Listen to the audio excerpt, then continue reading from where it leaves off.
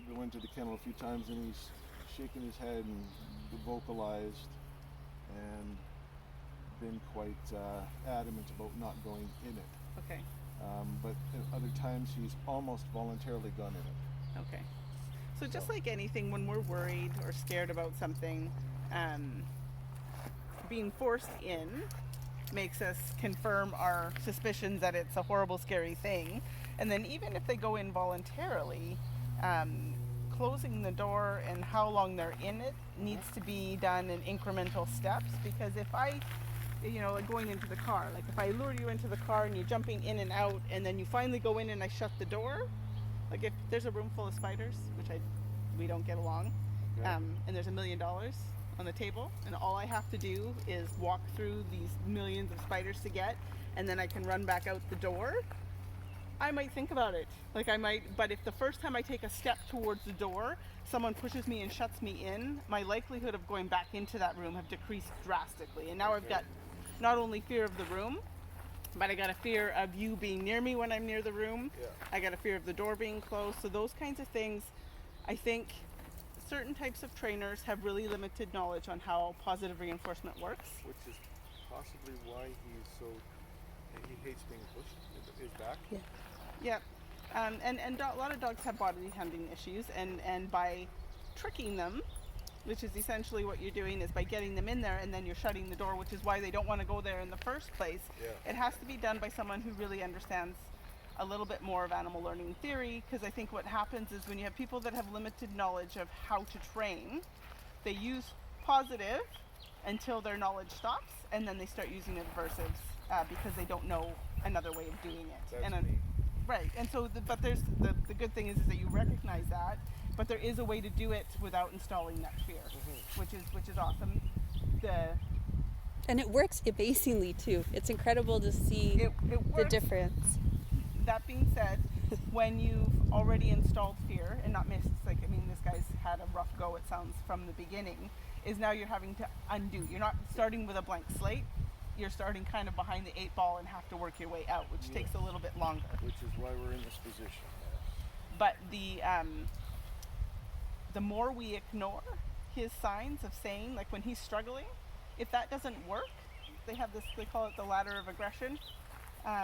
So yawning, lip licking, looking away, avoidance, those are all really low signs of I'm feeling nervous, not eating a treat. When we ignore those, the dog goes, oh, you don't understand? Now I'm going to go to the next level, which might be, strong escapes, body blocking, growling, snapping. But when that doesn't work, where else do they have left to go? They only have the bite left.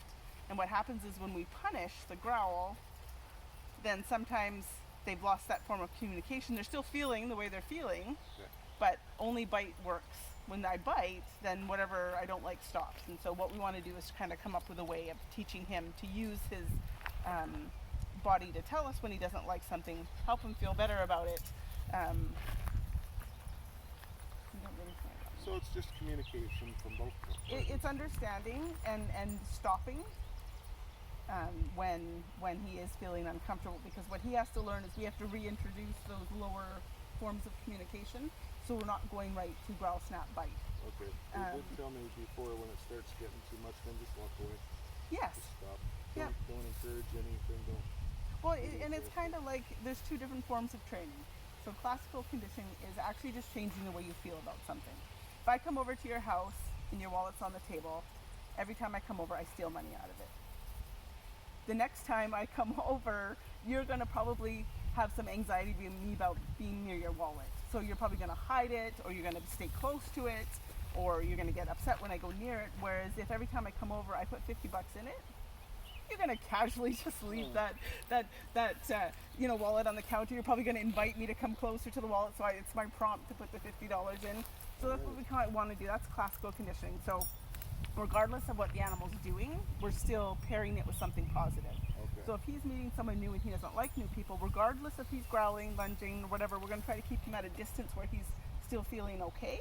Yeah. And we're gonna give him something to make it feel better. So that is just pairing. Person gets paired with food regardless of what the dog's doing.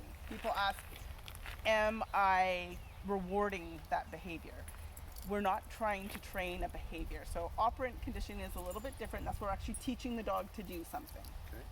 So that would be different. We're teaching the dog to sit. We're teaching the dog to sit beside. But when we're trying to change the way he feels about something because it already has a negative association, we're just pairing it with something positive. So that's kind of something to think about. I think we always think of if the dog is reacting badly, we should never reward that.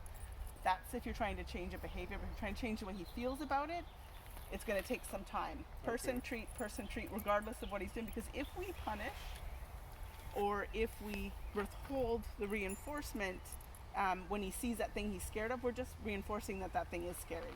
So we have to, that takes time. But we want to work at a threshold that he's okay with. So the crate, for example. Getting him comfortable with going in the crate and not closing the door. And then eventually closing the door for 1 second and then opening it back up again.